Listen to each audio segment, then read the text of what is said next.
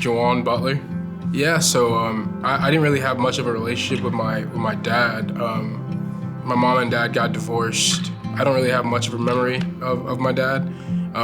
So growing up, it's always just been me and my mom. You know, statistics, they show that a lot of us grow up without a father that's present in the home. And I think that really kind of shapes how you grow up and your mindset.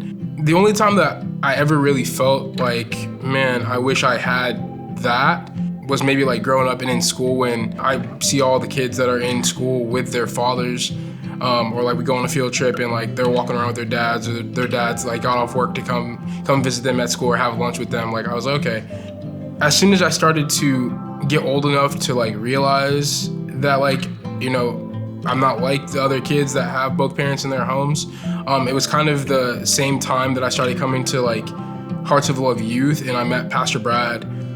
So I remember a specific men's conference that we were at that I was at with Pastor Brad, and there was a time where I was at the altar, and it was one of those moments where I was kind of feeling like we're at a men's conference. A lot of these young men are here with their dads, and I was like, man, I don't have that in my life.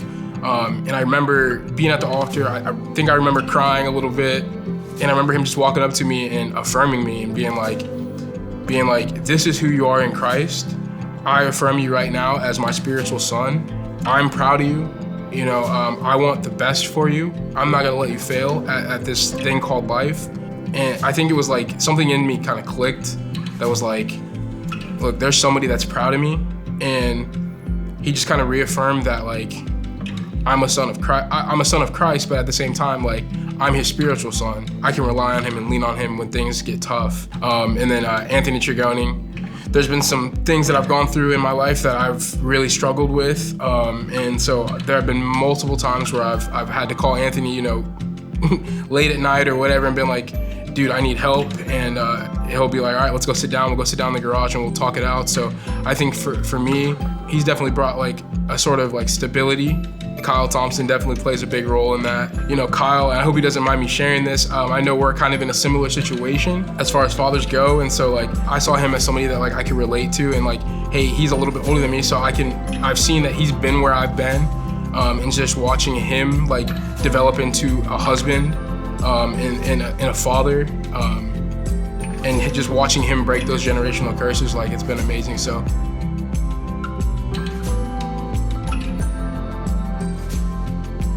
first off, I can't wait to get married. I'm very excited about that coming up.